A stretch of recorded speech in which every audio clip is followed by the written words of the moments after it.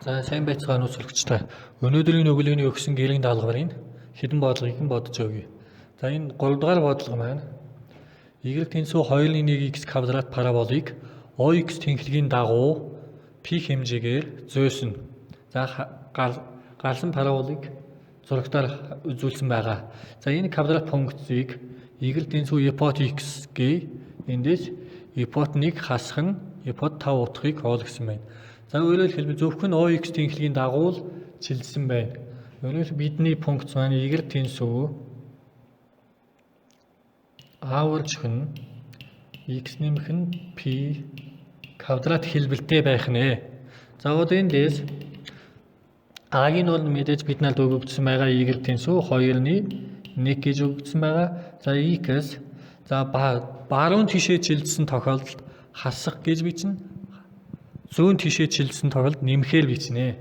За одоо эндээс баруун тишээ 3.1 чилжсэн учраас хасах 3 гэж бичнэ. За энэ гадна талд квадрат байгаа. За одоо бид нарт x тэнцүү ипот 1 гэдэг чинь x тэнцүү 1 үед утгыг олгосон нэг. За эндээс y тэнцүү 2.1 хасхан 3-ийн квадрат тэнцүү 2.1 1-с 3-ыг хасах 2-ийн квадрат 4 гээд эндээс 2 гэж гарах юм байна. За x тэнцүү 5-д утгыг нь олох юм байна. Эндээс y тэнцүү 2.1 5 хасхан 3-ийн квадрат эндээс 2.1 үлжих нь 4 буюу 2 гэж гарна. За эндээс ипот 1 хасах нь биш 1 ипот 1 хасах нь ипот 5 гэдэг утга маань эндээс 2 хасах 2 буюу тэг гэж гарах юм байна. За дараагийн бодлогыг харъя. За 4-р бодлого байсан. За бидний бодлого маань y тэнцүү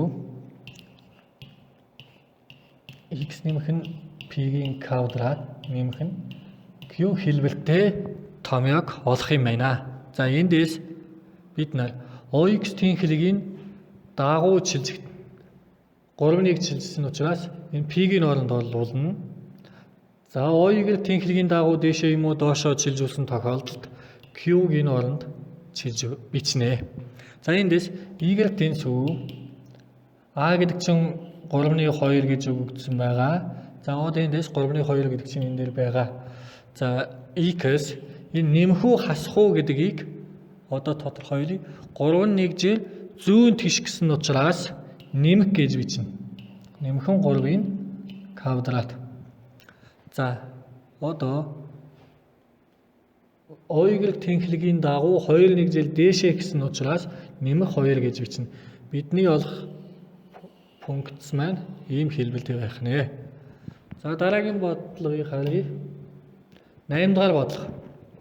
За y тэнцүү ax квадрат нэмэх нь bx нэмэх нь c гэсэн квадрат функцийн график өгөгдсөн байна. Тэгвэл эндээс a, b, c гэсэн коэффициентийн тэмдгийг тодорхойлох юм байна. За энд бид нарт y тэнцүү ax квадрат нэмэх нь bx нэмэх нь c гэсэн квадрат нэмэх нь c гэсэн квадрат функц өгөгдсөн байна. Дээшээ харсан парабол учраас a маань тэгээс их болох нэ. За одоо c гэсэн коэффициентийг олохын тулд энэ функцийн график нь OY тэнхлэгийг ямар сэгээр огтлцсныг харна. Жишээ эндээс OY тэнхлэгийг хасахтайгаар огтлцсан байна. Тиймээс эндээс c гэдэг чинь энэ чинь c гэсэн үг. c тэгээс бага болж таарах нэ. Эндээс c тэгээс бага. За одоо бид нарт бэг олохын тулд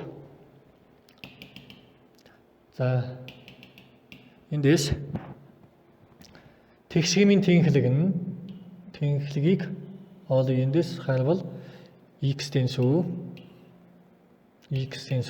хасах b хуваахан 2а гэсэн томьёо байсан. Энэ чинь заавал тэгээс бага байх юм байна.